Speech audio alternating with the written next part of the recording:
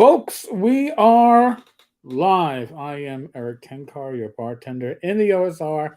And yes, we are still waiting on Glenn. Glenn confirmed. We talked earlier. I'm sure there's an emergency, I'm sure, in the household, but I figured enough's enough. You've all been waiting. Time to go live. I told Glenn, join us the moment he can. So, Don, I'm sure the adoring fans are or were waiting. Unscripted, welcome. So, before Glenn gets here, or maybe even after Glenn gets here, I splurged on something that is totally impractical and yet I think totally awesome. And I'll probably list this as we get closer to Christmas on gifts for that gamer in you. I just did that. Oh man, look at that. Look at those dice. They all recharge. In this case, the only problem with the recharging is you have to put your die in the proper receptacle, and there's like two little pins, which you can kind of see there. And you're gonna make sure the pins line up with the die for the charging. But pretty cool. Uh, and again, I don't know if they're balanced. I'm sure Luzaki would be like, yeah, it's crap. It might be crap, but it's fun crap, and it's great for the kids in your life. I know with my niece, I gave her the glow in the dark dice that they had kickstarted a couple of years ago for use with the DCC RPG, and I think Shannon would have a blast with this. I just don't know if she had the patience to uh, line them up to properly recharge. I don't know. Time will tell, right? I guess only time will tell. Um, some quick announcements. Uh, well, it does look like Dollar Tree Bath Toys. By the way, last Christmas, and I haven't seen them in my local store since last Christmas.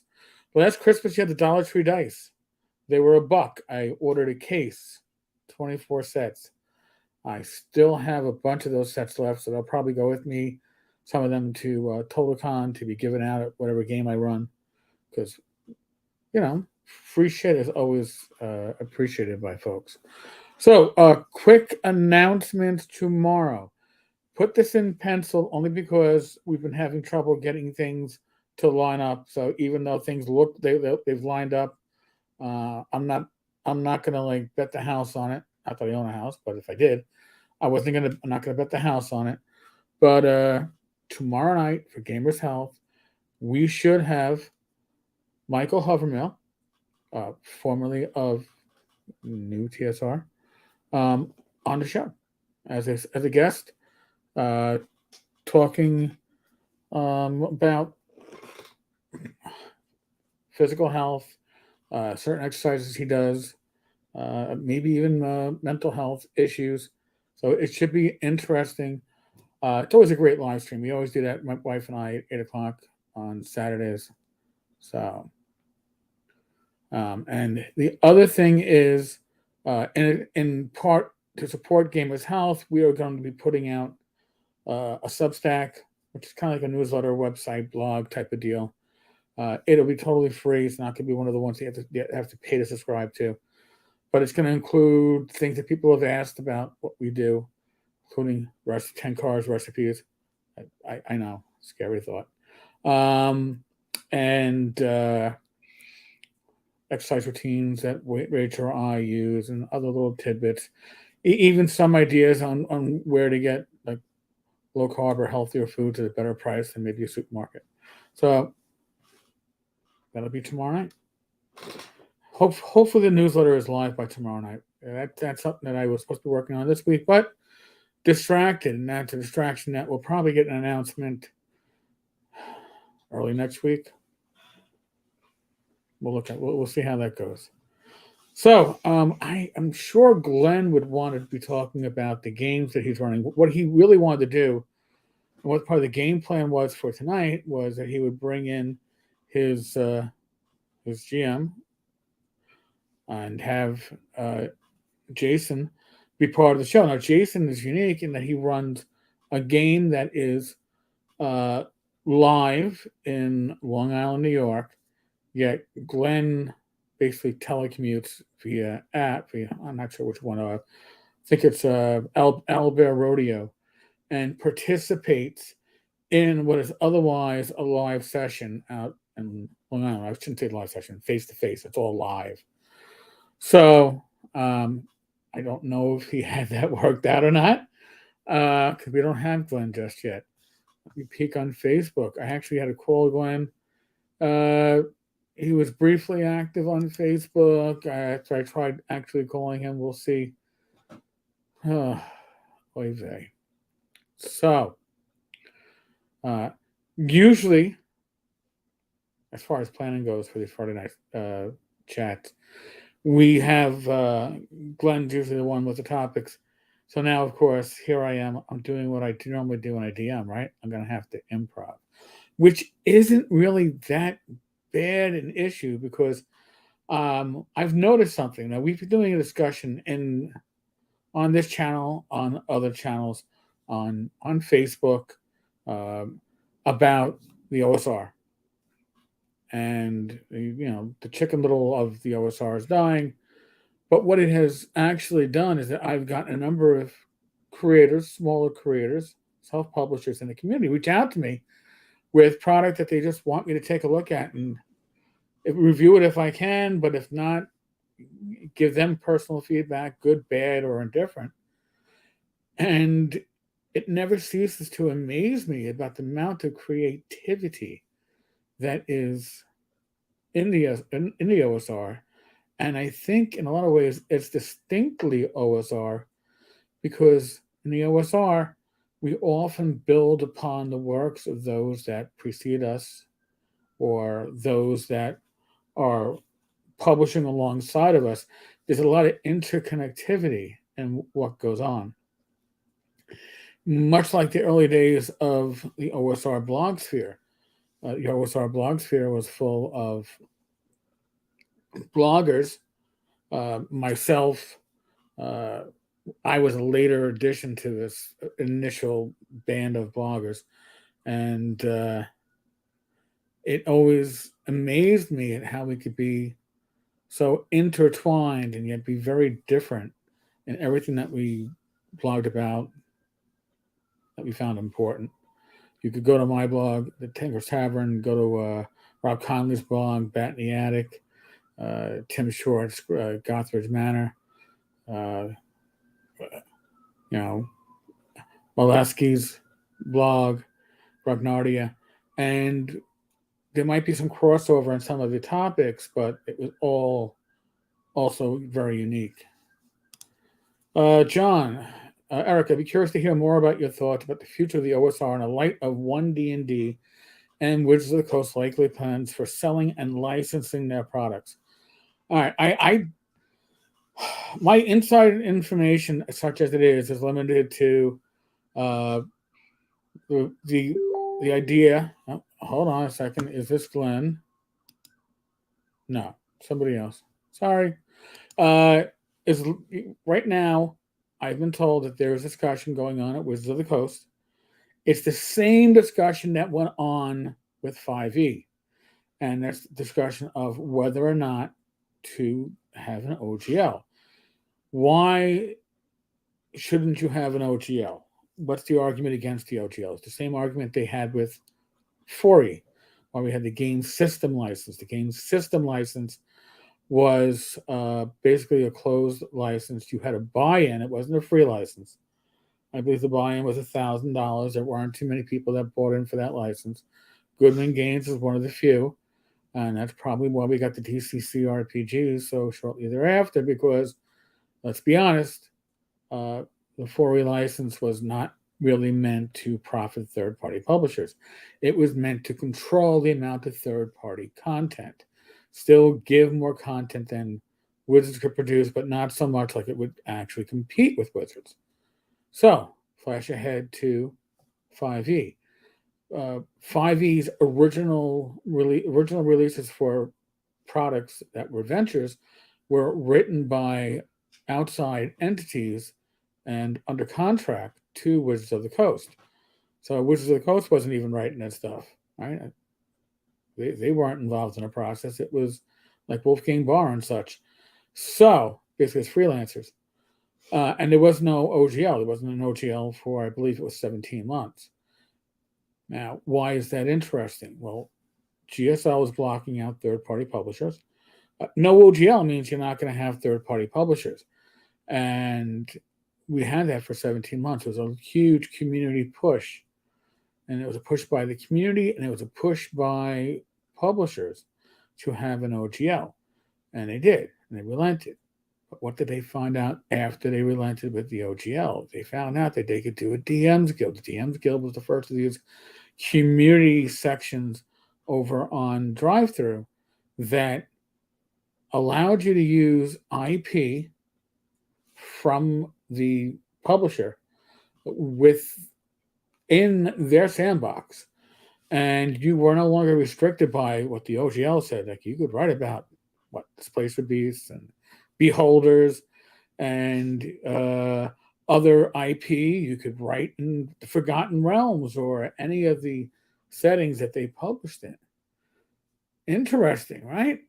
Only thing is, unlike the normal standard agreement that you make when you sell through Drive-Thru, it's either Drive-Thru is your exclusive, you don't sell elsewhere, they take 25%. If Drive-Thru is not your exclusive, in other words, in my case, I sell Swords and Wizardry Continual Light on Amazon, so it's not my exclusive. I only get 70%. So they keep 30% as opposed to 25%. But with DM's Guild, they keep 50%. 30% goes to OBS, One Bookshelf. 20% goes to Wizards of the Coast. So when you sell something through the DM's Guild or any of those other community areas for community content, as they call it, 50 cents on the dollar of your profit. Now, if it's printed material, remember, it's not the cover price that you're taking that from. It's the profit margin built in above the cover price. You're only getting half of it. But Wizards of the Coast is getting 20% of every sale. And apparently, the argument is going that why give away an OGL when we can get 20% or 50% if we have our own program in place? We cut out the middleman, OBS, or maybe we want to keep 40%. We're still doubling our profits off of everybody else. But the problem with the communities, as those community areas on Drive-Thru as they're written, is that if I sell something in the DM's Guild, I can't sell a different version outside the DM's Guild. There's other issues with the guild, but that's the biggest one. Having spoken with Rob Conley about that, Rob was quick to say that he almost did a 5e version of Black Marsh, was going to put it into the DM's Guild, and then realized he wouldn't be able to continue selling it anywhere else in any other version. So, but the belief is that Wizards of the Coast needs to make money, right? They need to guarantee money, and DM's Guild has been doing it. Imagine if the only way to publish your work for 5e was within the DM's Guild or some other similar entity. Yes, you wouldn't need an OGL. You'd be signing on to whatever contract that community has. But you're also allowing them to say, hey, we like your stuff so much, we're going to rip from it and publish it in our own work, and we don't have to compensate you. That's part of the contract that they have going there right now. Let me catch up with the chat, and hopefully Glenn will catch up with us shortly. One D&D is a cry for help by Wizards of the Coast. They have lost all designers and remaking GURPS. It really, yes, games editions have a life cycle, and that life cycle is based upon when your core books start slowing down in sales. So Pathfinder 1E, Paizo, I promised there would never be another version of Pathfinder. Well, once they can no longer sell their core books like they were, once that demographic was getting saturated, and That's another conversation that that's been going on. What is the saturation part of the gaming community? Well, I think that maybe 5e core books are getting to that point. And remember, the last couple of releases from Wizards of the Coast have, I've been told, sucked. Take that with a grain of salt. I don't collect it. I don't read it. But there you go. Also from L, 5e has an OGL. As long as it's on one bookshelf, D&D will destroy DM's Guild due to restrictions of 5e only, and D&D 6e is not 5e. That is correct. Now they're saying that 6e will be backwards compatible with 5e, but that doesn't necessarily mean what people think it means. It doesn't mean that I can take a 5e character and put into a 6e game. It's as compatible as, I guess, 2e was to 1e, right? I could take a 1e adventure and run it in AD&D 2e with very little issues. Right? That being said, characters in an AD&D 2e were more powerful than characters in 1e. Characters in 1D&D, D&D 6th edition, are going to be more powerful than characters in 5e. I still remember the promise with D&D Next, the early betas, and Monty Cook promising one system where your white box character can play with your basic character, with your 1E character, with your 3E character, with your 4E character, with your 5E character, and you have a party made up of all these different editions, and they will all work. And I would have loved to have seen that, but I called bullshit on that when I saw that, because it's an impossible dream. You're not going to be able to do that, especially with 4E. Graph Paper Architect Michael, good evening. Speaking of hovermail, it's Michael, but you spelled it wrong. Yeah, John, you're very welcome. The saga has different angles, but listen, you have to remember that when it comes to Wizards of the Coast, you have, this is any kind of company that's full of creatives that becomes part of a larger corporation. You will have the creatives, and then you will have the bean counters, or the suits, or the men in black, or whatever the fuck you want to call them. But you have the ones that say, hey, this is what works for the game, and this will make a great community, and yada, yada, yada. And then you have this side saying, we need to improve profits. We need to have a profit margin of X, Y, Z. We need to see X return in Y number of months. And those two don't work out very well together. Now, my thoughts personally are that the idea of them having an enclosed community, whether they control it completely or whether it's the one bookshelf, looking at how they bought out D&D Beyond and how they're working on their own VTT, I strongly suspect they're either going to make an offer for the D&D Beyond platform that OBS can't refuse, and they take that chunk out, or they close it when the licensing agreement is over. And I'd be very surprised if it doesn't end, in that case, right when one D&D is supposed to release, and have their own built-in with the D&D Beyond platform, all that stuff. They're all into integrating this stuff. This is what we're looking at, maximum profits. Now, remember, 4E, part of the reason why 4E failed, not the only reason why, but part of the reason why 4E failed is 4E was expected to be built upon a large player base of VTT players. It was supposed to release, as part of the GleeMax initiative, remember GleeMax, it was supposed to release as something that you were going to go, oh my God, this is great. And look at this awesome VTT, which stole its dice animation from Fantasy Grounds at the time. But it was looking to do microtransactions. So you need 6 orc warriors. Well, they're 25 cents a piece. They're cheap. Oh, yeah. Well, then my next game, I need 17 goblins and 2 hill giants. Oh, well, hill giants are large creatures, so they're 35 cents a piece. Still a bargain. And at the end, you're getting nickel and dime, or quartered and 50-cent piece, whatever. So that was the game plan. That never came to fruition because the two lead designers on our project, I believe they were common law spouses. Uh, the male killed the female, and then I believe, if recollection is right, committed suicide. So he had a murder suicide, which took out the programming team. So that's why that was the game plan. Though was that was where the money was going to be made. So if you don't think that they're looking at a way to maximize their profits right now, you're out of your mind.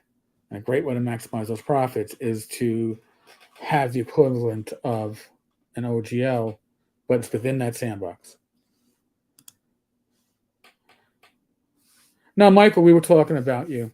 I was talking about you. I was mentioning you. And I saw you on the tabletop tap room. They don't, Michael. They don't own what's in D&D Beyond. You own it. Don't get me wrong. You own it.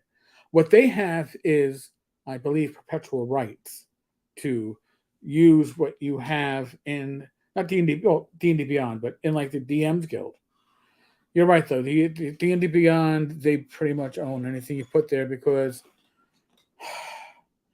God forbid, you have a great idea for a setting, and that great idea for a setting mirrors an idea for a setting that they've already come across and thought of, and having a process of writing. Well, if there's a conflict, you could sue them for violating your copyright, and you could show that you created it first. But if they own everything on the server, then or have the rights to it. I'm not sure if they own everything or if they have the rights to it.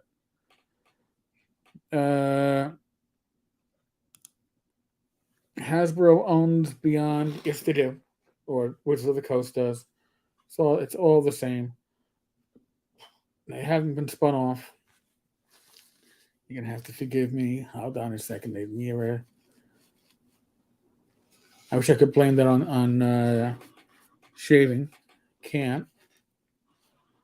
I have congestive. I'm a congestive heart failure survivor, so I'm blood thinner. So my face gets scratched, and it will. It'll take a couple of hours for that to start to not continue to bleed. Mr. Gunn, hello. I salute you. Welcome. Give me a second to see if anything popped up on Glenn. Well, Glenn has at least read it, so I'm hoping that he's able to get in here and join us, Glenn. You're leaving me tap dancing by myself. Come on, I need my community actor or my former announcer on the radio.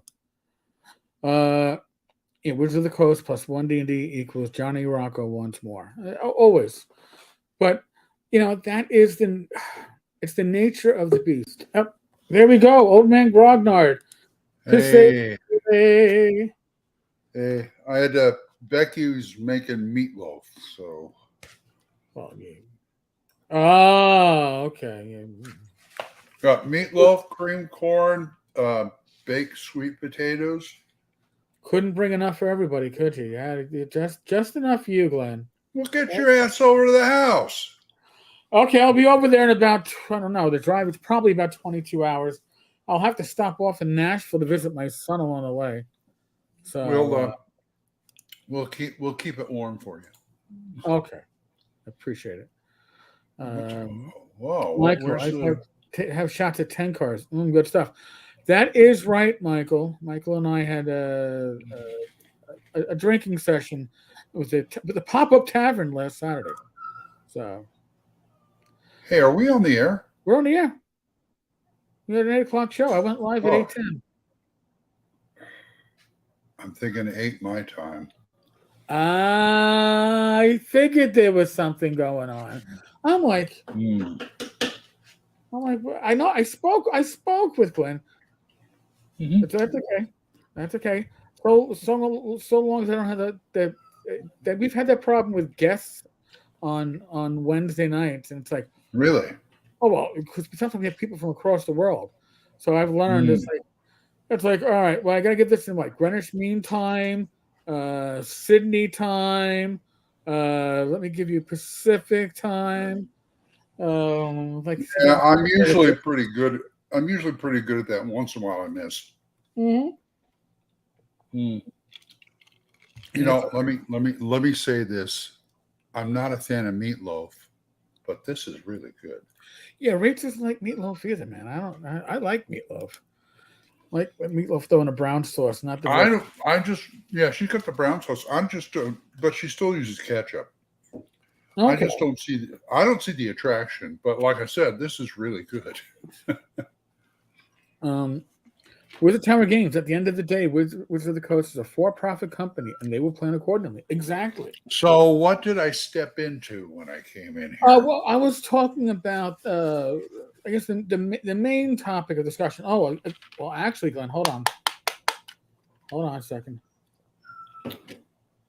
Impressive. Dan, you dice. So that's gonna It be on. makes me, it makes me a piker because all I got were these. What is it? KSSO? ICRPG Essentials, which is a lot of pictures on the cards, and this is the Think Deck. Oh, It's supposed okay, to help nice. you come up with adventures. I don't know. I got the book. I should probably get these two. And Hankerin, I am so envious of that man. He really knows how to do a black and white picture, draw a black and white picture. The guy is phenomenal if you've ever seen the book. I might not. Which book is it? Index Card RPG. I have it. I just haven't had a chance to look through it. It's in my pile of. Yeah, I have it. It's in my pile of books to read. Yeah, but I do black and white and I just love his stuff. So, Anyway, Mr. Gunn, so absolutely correct. Tenkar. Wizards of the Coast Hasbro wants to stop leaving money on the table. Microtransactions and ongoing revenue streams via subscription is the way to make money. So, we're talking one well, one D&D, and not just subscription in this case. It's taking a percentage of every third party 6E sale. If it's within the DM's guild, and here's the thing too. Then they don't have to worry about OGL violations and protecting their IP. If you're using, I don't know, Gith Yankee, or you're using the Displacer Beast, or you're using the a Illithid beholder or or something. Beholder, they go, hey, you get to use all this. We are being so generous. You get access to all our IP. You just have to play within our sandbox. And I'll bet if Bobby May hadn't died, they'd be using him on ads. oh my But wait, God. there's more. But wait, there's more. Or the guy that used to do on a collectibles channel. And what was it? And get a Jackie Robinson rookie card. It's always like, oh my God. I'm just trying to catch up on the chat right now. The subscription-based service has penetrated the digital world. Almost all developers are abandoning version purchases. Listen, we talk about that, right? And we forget that the OSR, with few exceptions, right? Osric was released for free in PDF. Labyrinth Lord, no art versions, released for free when it first came out. I don't know if Swords of Wizardry Core was free initially or not in PDF, but we were as a I think it community. was. I know Swords of Wizardry Complete wasn't. Swords of Wizardry Complete was a stretch goal of one of their Kickstarters to be put free in PDF. But the thing you have to look at is that this community already was experimenting more than a decade back with, hey, I can give you content for free, and if you really want to support Labyrinth Lord, you can buy the core book for $5 with art. But you're not being forced to, or you can buy the print version, right? So those are things that this community, the OSR, was doing before other communities like in gaming said, "Oh, I can give away stuff for free and still make money." Huh? How does that work? Unscripted and Unchained. I still wonder why Wizards of the Coast abandoned Sword Coast Legends Online. Um, I'm, Good I'm gonna question. I'm gonna guess because they didn't think they could monetize it. Maybe keeping the servers up and running wasn't really paying for it. So I mean, we I hate to say it, but a lot of these decisions are made purely not on the ways we'd like to make the decisions. Like emotional attachment to something that we find to be cool, but instead it's yeah, is it making us money?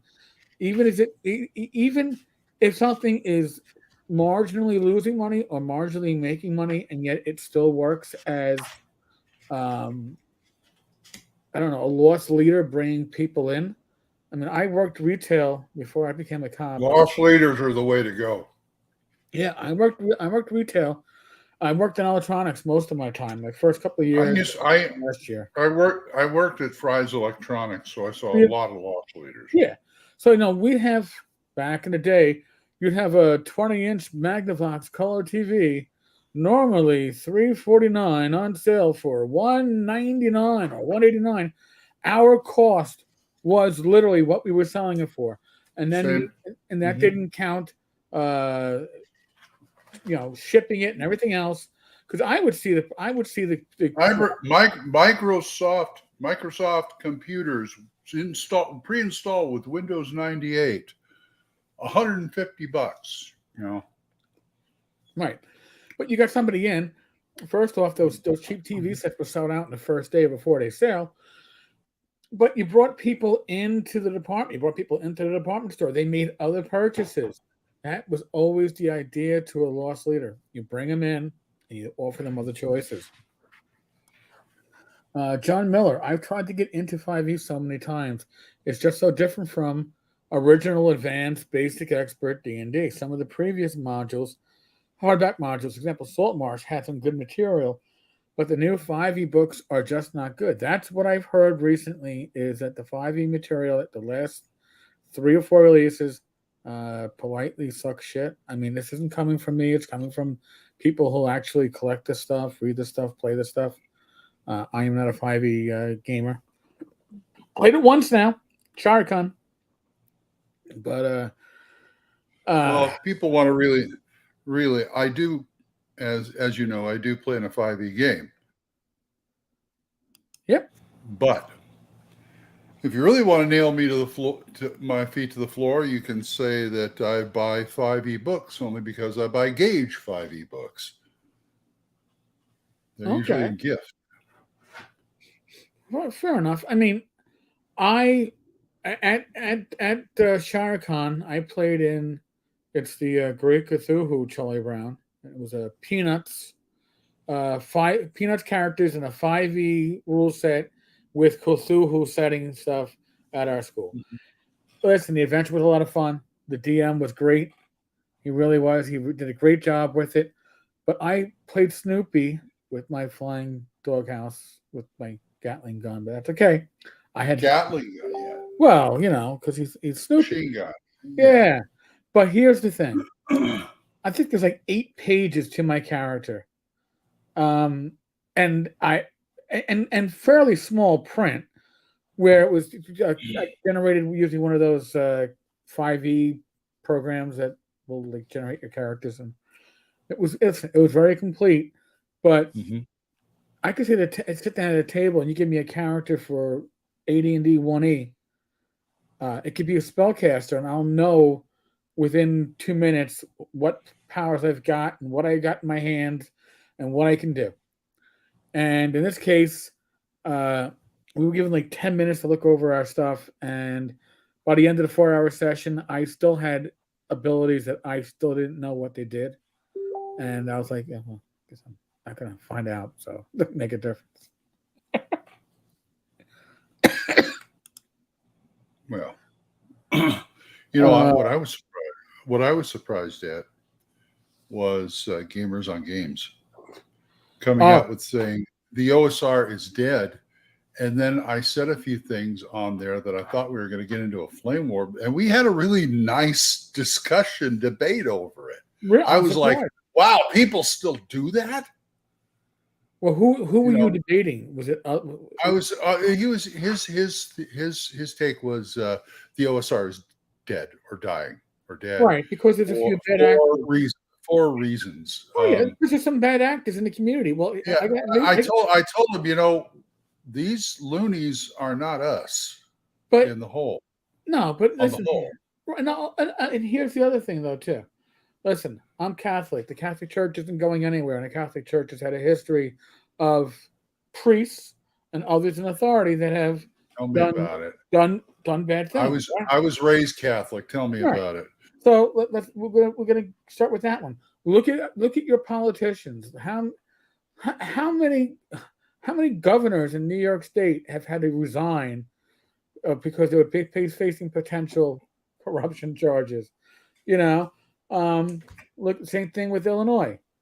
So this isn't like it's part of every society. It's part of every community. You are going to have bad apples. Now, I saw one person say that, well, the OSR needs to put together a screening process for new releases so they're approved. And it's like, there's no board, there's no OSR board, there's no advisory board, there's no major domo or No. executives that are in charge of this shit. Everybody sets up their own little stand and sells what they sell and doesn't sell what the others sell. Well, well, I think John Lennon quoted as saying it's only a Beatles record if they put the Beatles name on it. But it makes me think of, you know, the OSR. It's an idea, but it's just a name. It's an idea that's been around for a long time. But to me, it's just a game. I said, I'll still be the old guy in the back who wants to play the old games, no matter Right. what happens. You know, it doesn't matter. No, no. And again, if you think that a handful of individuals are going to spoil the barrel of apples in the Mm-hmm. OSR, well, I mean that goes to every other aspect of society, every other community out there. You think the Satine Phoenix and Jameson is their fall from grace uh, about 5e, or because they're shitty people? All right, I would say shitty Mm-hmm. actions by shitty people. Now, if they were part of the OSR, would we be going, "Oh my God, Satine and Jameson, look at the blow they struck to the integrity of the OSR"? No, they just happen to be shitty people. I, I mean, like I look at people like Zach Smith, Zach S. Might personally wouldn't piss on him if he was on fire. Don't like the man, but is he OSR or is he 5e? Because he was 3e for the longest time, or 4e. Wasn't he playing like 4e hack? So, I don't know. but I mean, he wrote stuff for old school. So that's where an audience found his work. I still think he does some of his work's the best I've ever seen, and some of it's the shittiest I've ever seen. But I mean, that's a matter of When he's opinion. on point, he's brilliant. He is, but is he a shitty person? Yeah.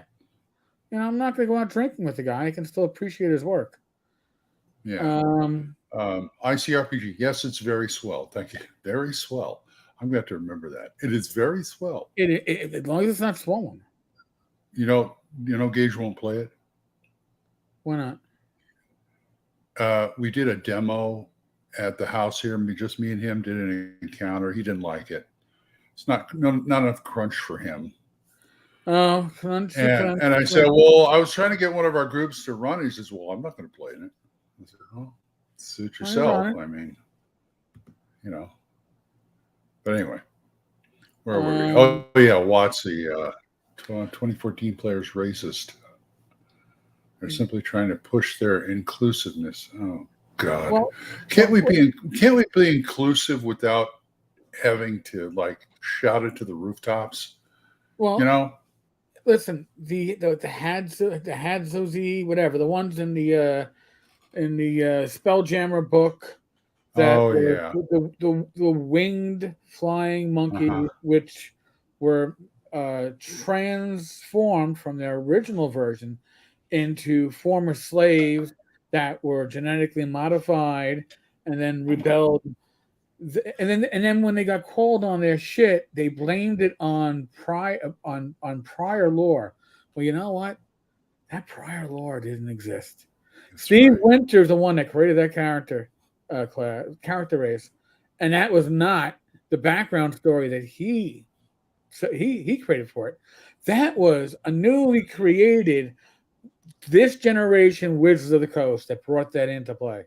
So, but they're going to Did you blame it did you on the old did school. you see? Did you see? What do you think of the tiefling opposite the ardling? I don't even. Explain. There's tiefling's supposed to be part demonic. Well, Right. the ardlings are part angelic, and usually they take the form of some kind of animal person. From what I told, and all I could think of was they finally got furries into D&D. Oh, jeez. I hadn't heard of it. I'm glad I hadn't. Oh my god. Oh yeah, you will. You will. It's supposed to be the holy version of tieflings, Right. type of Well, thing. way to go. They've allowed their online personalities to heavily imply it, like Disney has done. Now, here's something that people forget. All right. What's that? When it comes to Satine, she was the D&D community manager slash personality. She was the liaison, the community liaison for like a year and a half, 2 years, until her contract expired, and then she just wasn't renewed. And uh, why would a former porn star get hired for a position that for a company that's trying to be so family friendly? My understanding is that she was hired without the bigger wigs up at Wizards of the Coast and Hasbro knowing her history until somebody found out about her history, and then they were like, "Well, we can't You fire mean her." you mean I looked at her and you mean I can't call her that? She already No. is? Oh wow. Yeah. So It would be she, an insult to her. So, yeah. yeah, I believe she got her start on D&D with porn stars as one of the I was gamers. going to say Zach S. Yep, probably helped her get the position. I'm pretty sure, and I think once those in power realized they couldn't, if they fired her, it would have had pushback from some aspect, so they just let her contract expire. But she'd already turned that into her being a personality in gaming, and she found a way to monetize it. And the fall from grace has been significant in that case. Seems like there's a lot of that going around. Um, like him or hate him, Ernie was right in that interview to push back about that racism disclaimer on the DM's Guild. It's not just the DM's Guild; it's on one bookshelf, and it's not in the books. It's at the bottom of every summary, every pitch, the pitch page, at the bottom. And if you had read the initial disclaimer, it was either written by somebody that was highly in talks or somebody that was an intern. They couldn't even remember what the name of the game was that they were talking about. It was kind of like written by somebody who we might think of today would have written it, who was very against it, because the grammar and spelling issues were huge. Came out over a holiday weekend. Now, um, I think the main problem with that disclaimer is that it cuts such a wide, wide swath. But why does it do that? Because they're a bunch of lazy fucks. And I'm not going to say that there aren't releases from that era that to modern days people are going to go, "Oh my god, I can't believe." Fair enough. And on those releases, putting the disclaimer could certainly be accurate. But putting that disclaimer on, I don't know, the Village of Hamlet, um, makes me scratch my head. It's like they're not going to take the time to review their own products and make sure it's accurately placed. So instead, they did a shotgun approach and just hit everything from prior teams. But when you do that, there's a lot of collateral damage. and I think that's what we're suffering from. That's true. This is, you know what? I've never played. What is that charity thing people do every year? They game for charity. What is it Uh, called? Extra Life. Extra Life. I've never done an Extra Life event, but if I was ever going to do one, I would do something from the Slavers modules, just because. Because I can. I can't believe that a few years ago they reprinted that, gave us uh, A0, and now here we are a few years later, and even using the S word is suddenly verboten as a topic in at Paizo or at Wizards of the Coast. It's like they're trying to see who can get to the top of the ladder first. Um, Discourse miniatures one D&D worse than you think. I haven't seen it. I'm assuming that they have a Neither have I. YouTube channel. I've seen a couple of these like that, but I haven't seen that yet. Yeah, I have not seen that one. Later, Don. Playtesting D20 Bye. Krieg. Nice. Oh boy. I used to be a crunchy RPG person, but as I got older, I just want to play, not perform long division. Exactly. Exactly. And, especially at conventions, listen, the more complicated a game, the more player knowledge you need going into it. So as what you like, I got people create characters at the table. You haven't played D&D in 20 years. Guess what? It'll come back to you in these 4 short effing pages. I think that that's a great way to do it. It works at Creative Cons. I don't know if Swords and Wizardry Light would work for an extended campaign. Probably not. Continual Light gives a few extra options. Only goes to level 7. Depends on what power level you want your campaign to go to. But I always like something I don't have to reference. If the rules are simple enough that I don't have to keep on going back. At one point, that was AD&D to me. Money. I knew those rules backwards and front. I could do the trivia game, and I'd be fine. But I am no longer as well versed as I used to be. So True. Well, that's the way it goes sometimes. I've been pondering over the last few days about why current people who are just getting in the hobby or have been in the hobby for say people who are just exposed to 5e, right, why they are so resistant to trying OSR. And I've come up with a few theories. okay, The one that stands out to me is the fact that they want all the crunch. They don't, because our answer to there's everything's codified in the book, right, in the current right, edition book, and our stance is you don't need that. Just tell the GM what you want to do, and he'll decide if you can do it and how you can do it. And right. that's the rub. Right, he might That's say the rub. They don't want to ask the GM. Well, They just want it on the paper so they can do it. Well, But they don't seem to understand. You still have to ask the GM though. Yeah, That's the thing. There's part of that's that, Glenn, I think, but part of it too is because I've seen it. I remember I ran a game for 5e players using Swords of Wizardry Light. They expected 5e, no 5e GM. We're running Swords of Wizardry Light, and I had to explain to them, listen, there are no skills. You want to do something, you have to tell me what you want to do. I'm probably going to ask you to explain to me how you're going to do it. And I had one player. He wasn't a bad player, but he was insistent.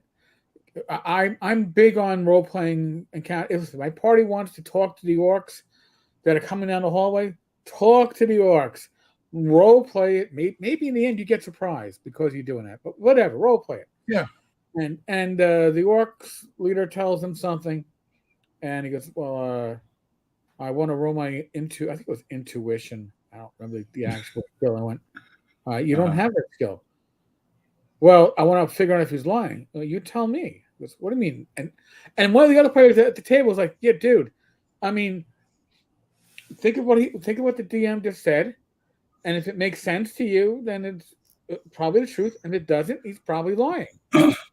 But but that doesn't make any sense because the crutch is, and this goes for both sides of the table. The crutch is when everything's put in the hands of the die, and it's not unique to 5e, but when everything's put into the hand of the die, you take power out of the GM's hands, obviously, but you Hmm. don't really empower the player any. It seems like you are. You're empowering Chance, or you're empowering the character sheet with all these skills on it, but you're not actually getting.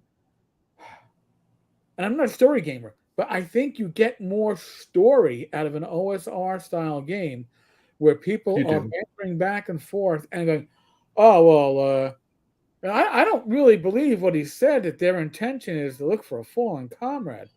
I'll be like, Hmm. "Where's your fallen? Where did your comrade fall?" And have that conversation as opposed to, "Well, yeah, you roll the die and you realize he appears to be misleading you about his intentions, and he's probably going to want to kill you." Oh, come on, that's not the fucking dice. That's a role play, I personally. don't. I don't. I don't discount skills and things like that.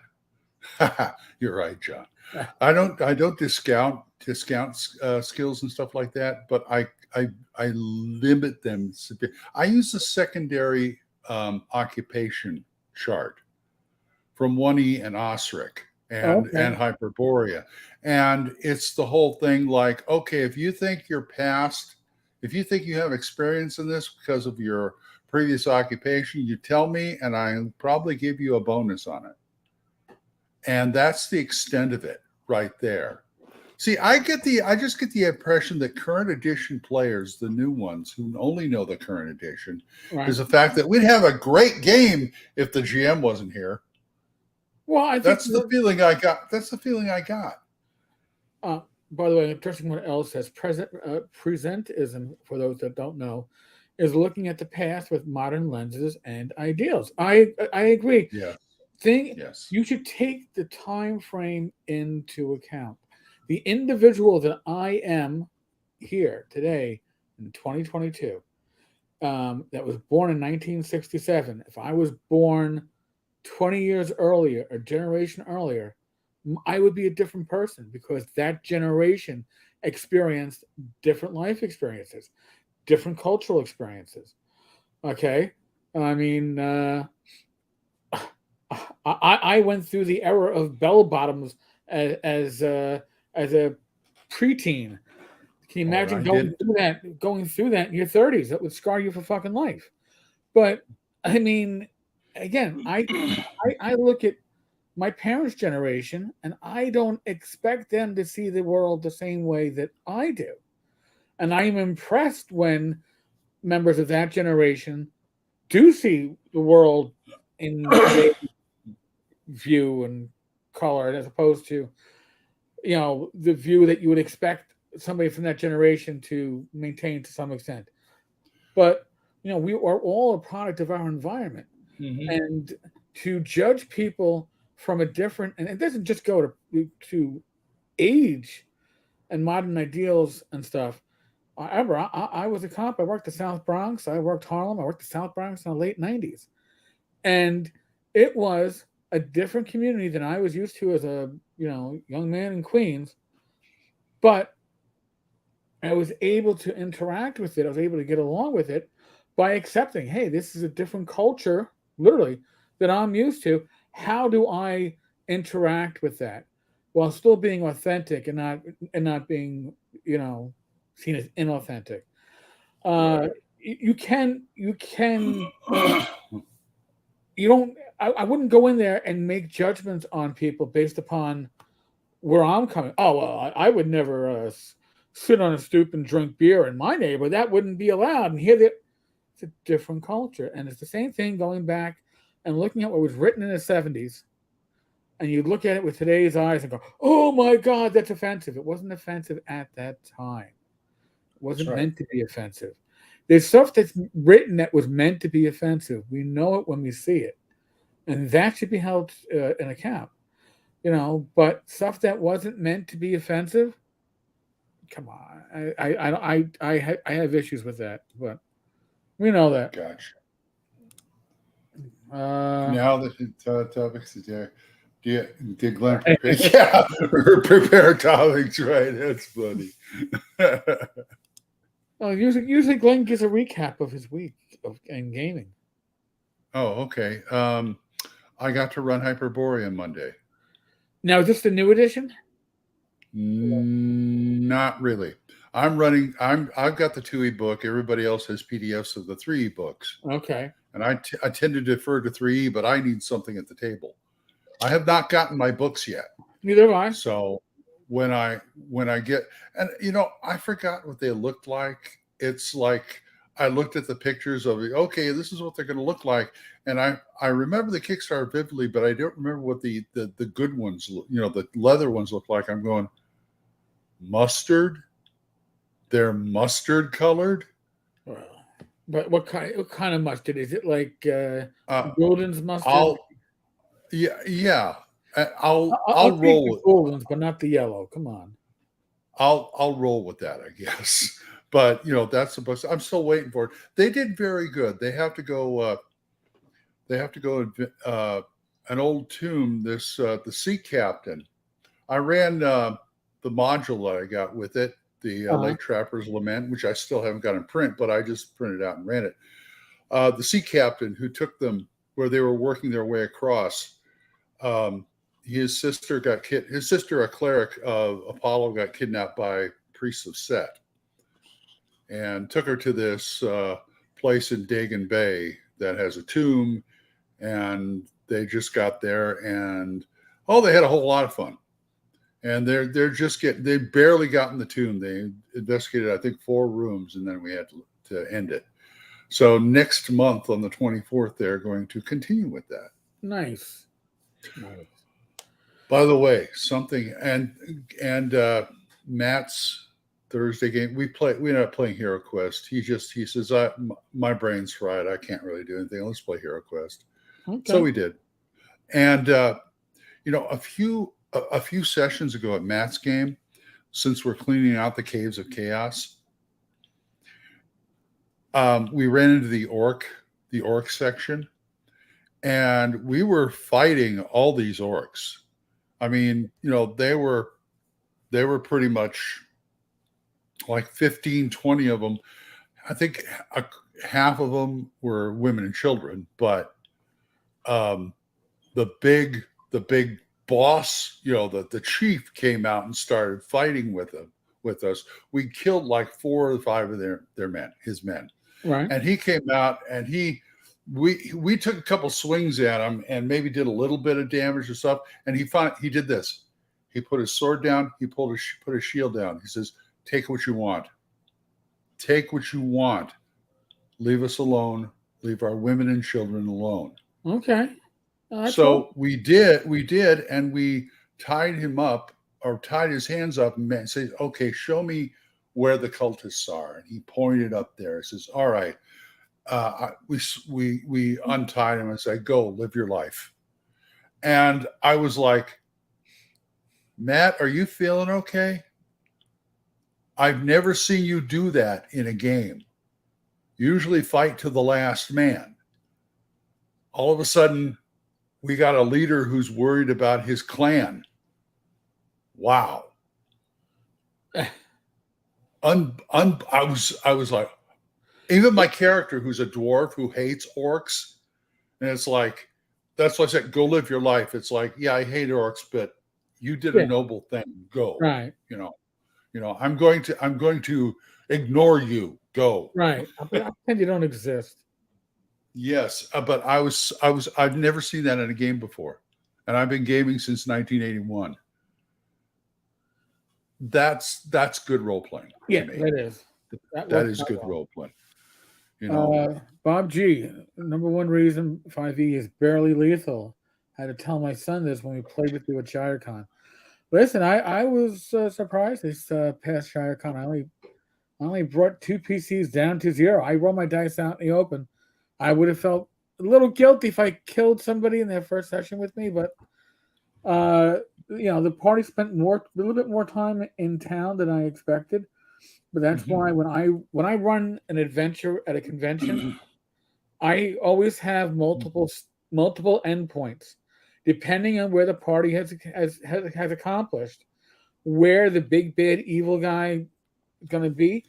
I have multiple points. In this case, I had 3 levels I could have gone to depending on how fast you were progressing as a party. And in this case, you guys only made it to the first level. That was fine.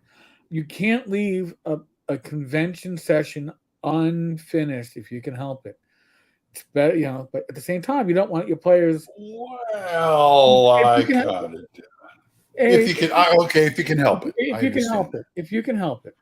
That's why. Listen, I was hoping to get the stuff play tested ahead of time. Didn't work.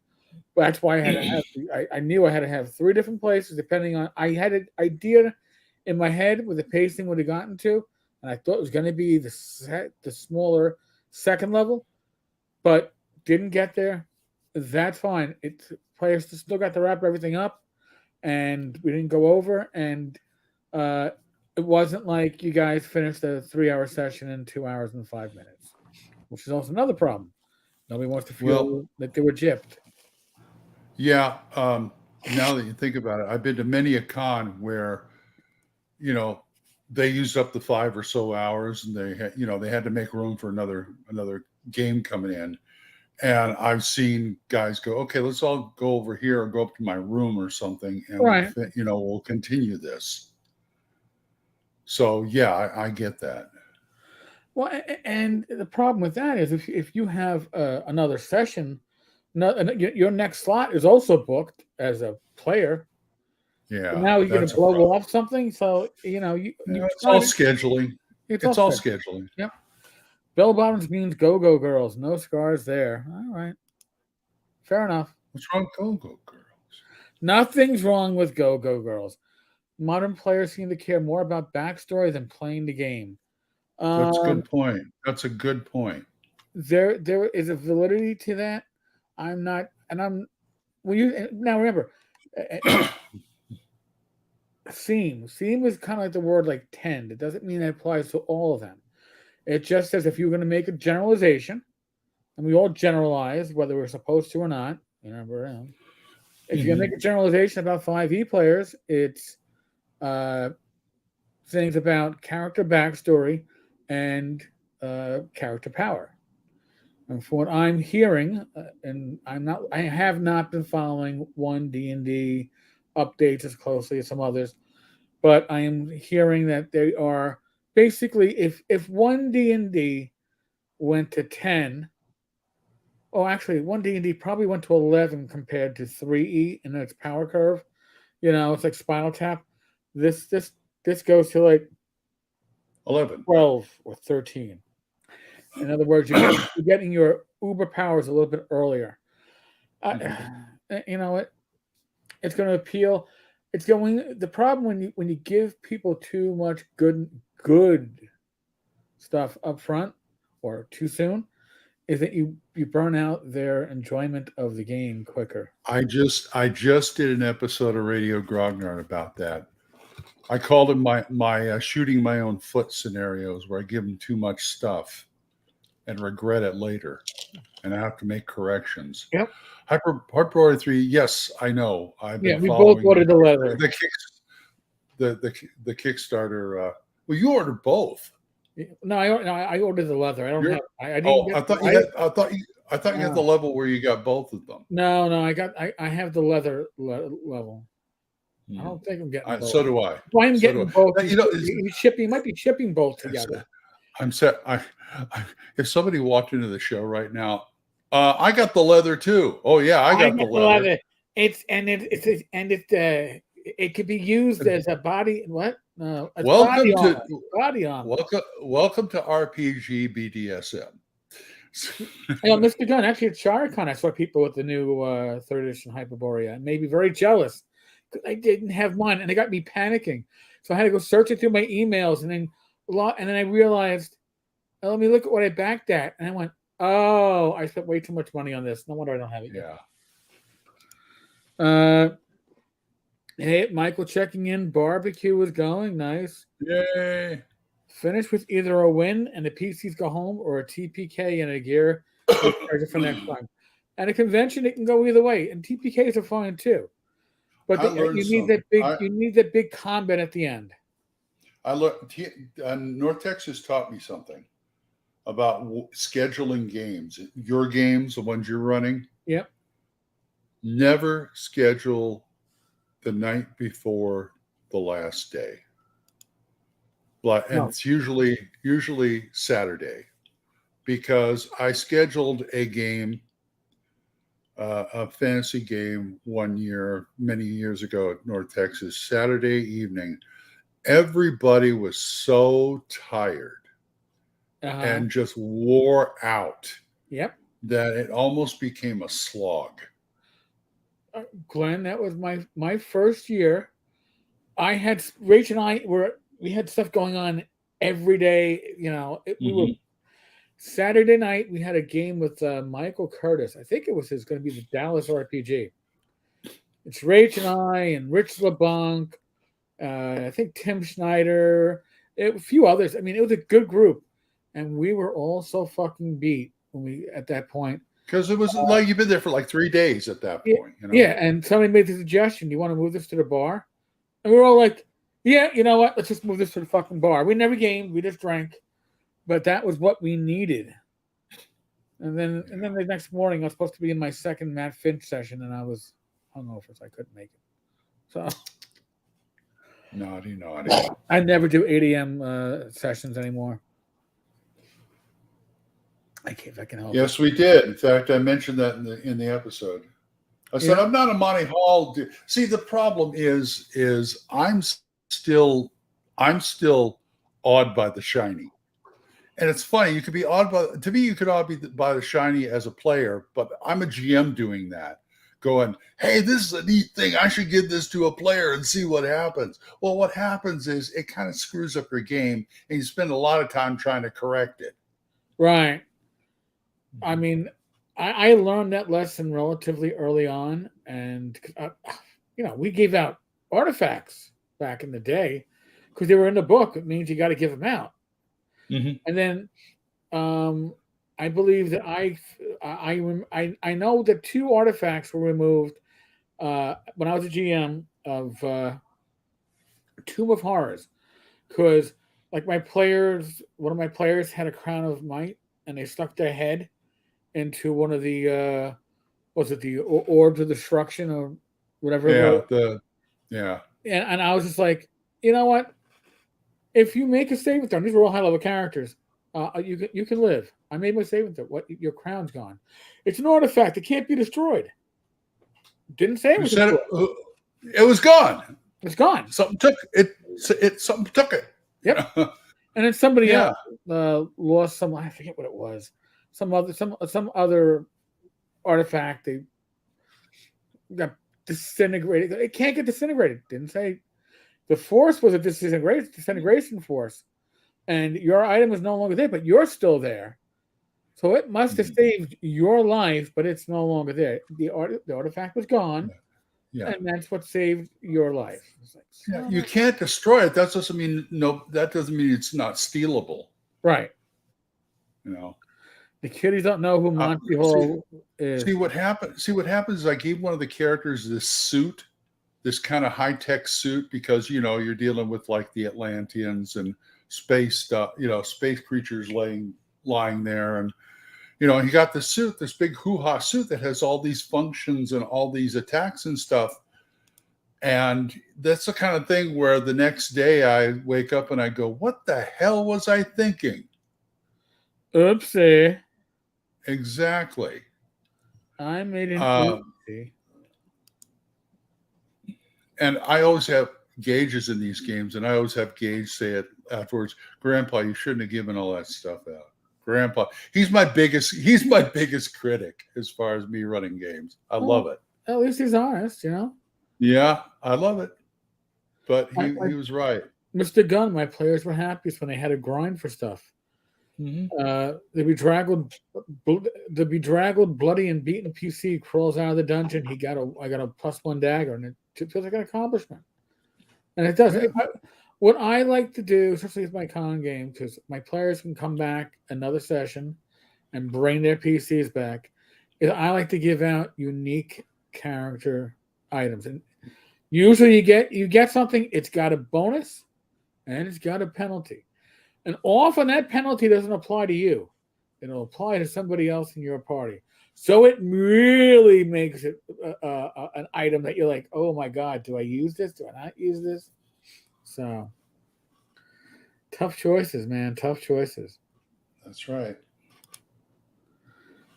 I like the idea that some items decide where they want to be, going so far as to teleport across the world on a whim. I can see that, James. It's the One Ring syndrome. Yes. Glenn, you need to treat the suit like the greatest American hero power suit, but no instruction manual. Yeah, that's a problem because I already told him everything he could do. Oopsie. Oopsie. But I have my ways. Gage said, throw some acid on it. Why acid? Why can't I just throw a rust monster in there? Because it's enchanted. The rust monster can't eat it. Throw some acid on it. Well, the rust monster can eat it if I say he can eat it. So there's that. I don't know. It's a challenge for me. It's going to be interesting to see how to do this. I just got to do it in a plausible way, a story way. I've done it before with other stuff, but not like a whole suit. But right. I'll deal. But the greatest American hero thing is a good idea if I had caught it and caught myself in time. Yeah, it's like, oops. How do I? Yeah. Okay. It's too much for my ego going, isn't this impressive? Oops. Rulings, not rules, baby. Exactly. That's right. Exactly. Although the problem with rulings is that really what you got to do is then keep a book of rulings. In which case you have a new book of rules. Well, there's nothing wrong with keeping consistent rules and keeping notes for it. I mean, that's how house rules happen. Yeah. I've added, I think, very little house rules to my game. I've only got maybe at least less than a half a dozen. Let me put it that way. I can count them on one hand. The one thing I did add was I added a perception stat, and just because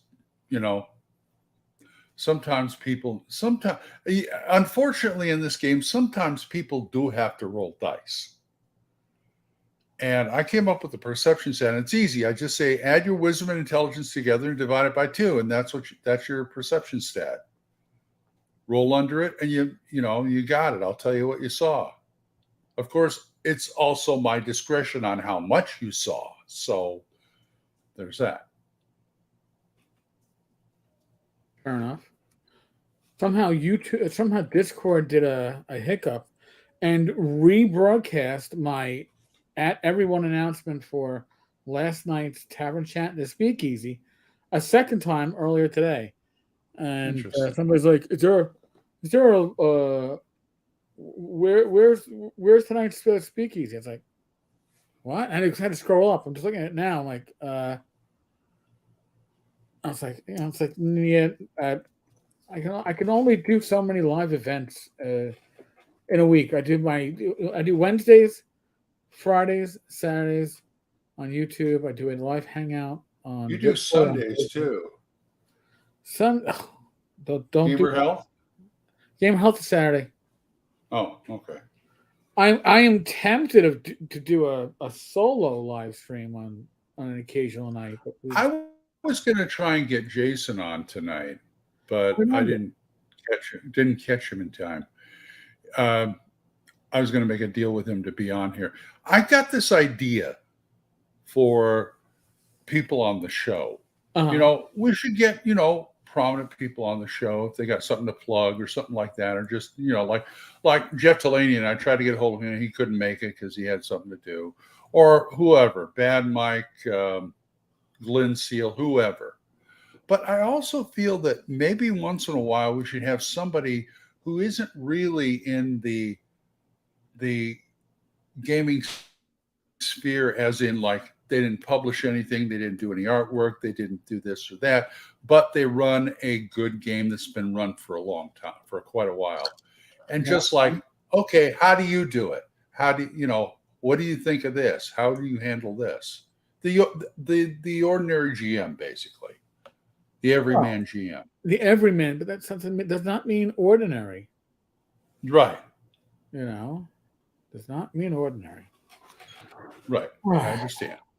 But I thought that'd be a nice perspective. You know, basically the man on the street, the gamer on the street, or something like that. What's the Wi-Fi? Dun dun dun. You get what I'm feeling? I get what you're feeling, sir. I get what you're feeling. What do you think? We should do this or not? Yeah. Or do that or not? No, that's fine. As long as you're in charge of recruitment. I will do my best. Here. Somebody wants a Wi-Fi password. Oh, that's right. Well, you know, you may have some people that you know that run pretty good games. I'd love to get Matt on here, but I know he can't do it. Busy man. Matt, I'm assuming Matt's busy. Yeah, he's pretty busy all the time. He's usually having to either run a game or put a kid to bed. Oh, well, fair enough. What's the matter? Which Addy is it? Oh, it's that one. What was the password? Just write it down. I'm in the middle of a live show. Here. Sorry. Here. There. People in the house. I know. Dude, I appreciate it. That's why generally Rach just kind of like, you know, hangs out at the other side when I'm doing this. She's like, when you're done, come back. Is this why you put that crappy background up? Well, because if I don't have the crappy background up, hold on a second. Hold on. If I don't have the crappy background up, then you get my whole, you know, put it up with blur. You get the whole background of the TV set. Hey, this isn't the Taj Mahal. No, You know? I know. Yeah. But also this way, if Rach does wander in to grab something from her chair, she's not on the screen. So, because If that's important to you, okay. well, it's important. I mean, I could put the blur on when we're doing Gamers Health. We don't put on any back screen now. With the blur, everything's not better. You know, it doesn't bother me. She comes in the background there because she's always like the peanut gallery in the back. Yeah, no, she's Anyway. making some kind of comment, some smart ass. Yeah, My wife's a smart ass, but she's smart. which is okay. She has an opinion, and we'd love to hear it. Right, yes, right, folks. of course. But wow. I want to be able to sleep tonight. Of course, I do. Well, yeah, it's very important for me to say that. Yeah, very important. Very good. See, now, you came into the show with dinner. I'm gonna when I finish this up, I've got to actually make dinner. We had it's like you know, around 7 when I should have been on here. Becky's going, okay, it's ready. No, okay, whatever. She's got this funny idea that we all want a full meal all the time. I guess if you have a full meal, you always have the option of not finishing it. Yeah, and there's leftovers. Is there a game you think has a really cool main theme that you would never want to play? Yeah. I'm thinking of Swords in the Dark. Actually, I've seen supplements where I go, that's a really good supplement. I'd never use it. There you go. The one that comes to mind is for GURPS. GURPS the Prisoner. I love that book. Yeah. I love that. That was very well done. I can't use it in any game of mine, but but it was a good read. Yes. It was a really good read. I'm a fan of The Prisoner, so yeah, it was a pretty good read. He did his research. I just don't see it being useful in a game. That's pretty much any of the GURP stuff. I'm not going to run GURPS, but all the support material is spot on. Yeah, I mean that's the system, but I'm talking about, you know, they put something out that's just, to me, I still think there's things out there, pop culture, entertainment wise, that just cannot be adapted to a role playing Yeah. game. And some of it, yeah, Zerps is crunchy. Oh boy. But some of it is just, no, with the prisoner thing is like, I can't think of any premise, even if I was running a spy premise, I can't think of any premise I would want to subject my players to. And, Fair enough. that kind of thing. I totally lost my point now. That's okay, Glenn. Don't you feel bad? Oh, was this? But that's something that I guess it was at the time it was a good idea. I guess. Anyway, that's me. That's me in a nutshell. That's okay. Is there anything you would use in a game? I pretty much. I'm in love with almost every GURPS supplement I've had, and I always imagine I'd like to play it in a game, and then I remember it's GURPS, and then I go, I don't want to play it in a game. I have nothing against GURPS, but it's just too much work for me. Yeah, and, me too. God bless them. They can put out supplements you can use with anything. They got enough stuff in there you can use. Most of them. I have a couple of GURPS supplements myself. My favorite is GURPS Atomic Horror. I think I have that one too. That is a great supplement, and I've used that one before. Oh, okay. For like 50s giant monster or alien attack or something. That kind of thing. I love that schlocky stuff like that. Oh, we all do. Can I be applied to? So we will never see a supplement about barista college. No, it's already been done. It hasn't. Wizards of the Coast put out their.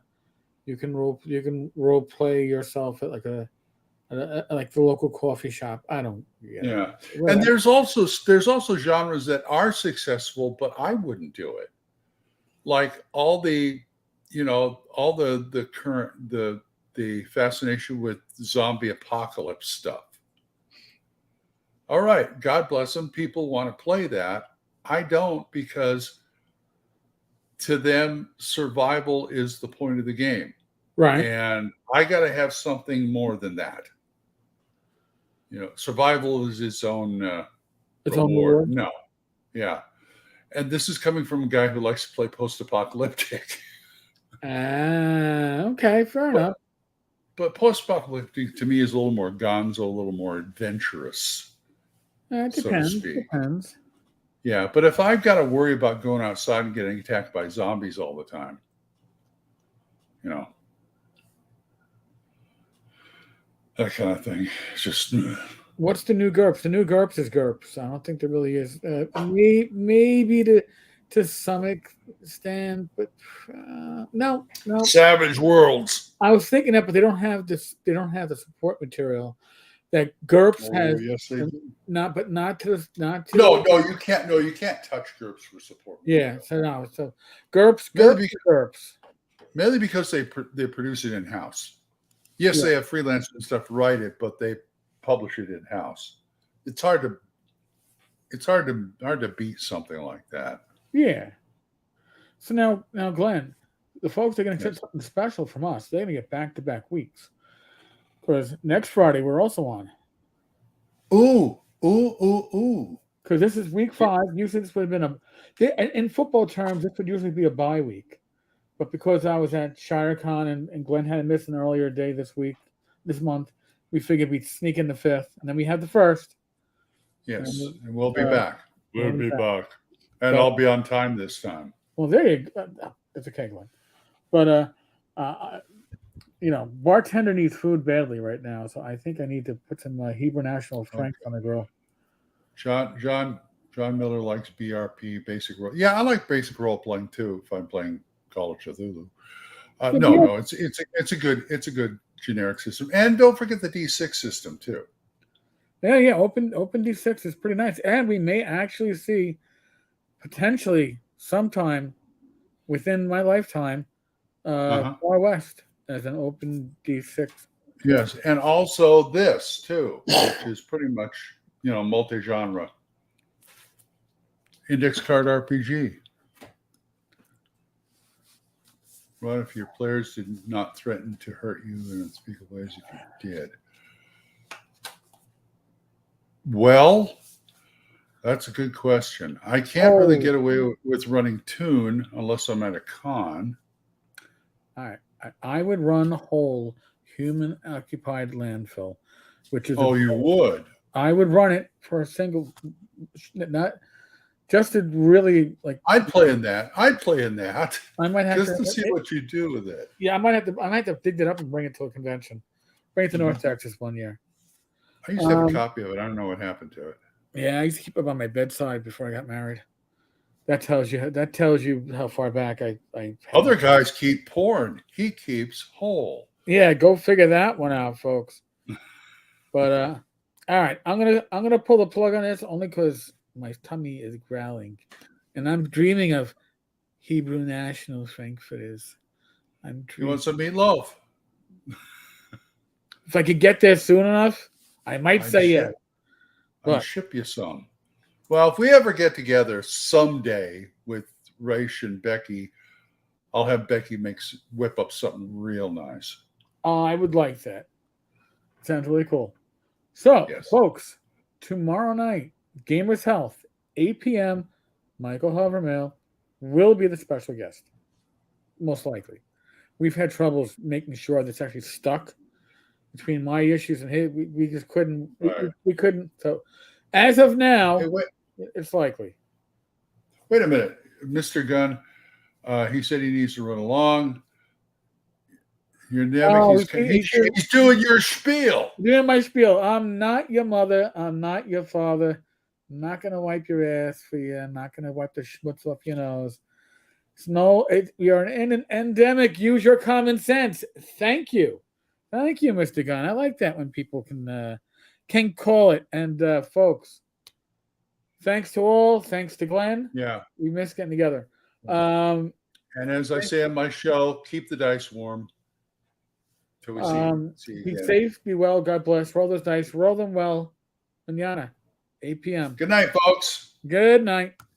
See you next Friday. Wednesday, Friday, Saturday, Sunday, Monday.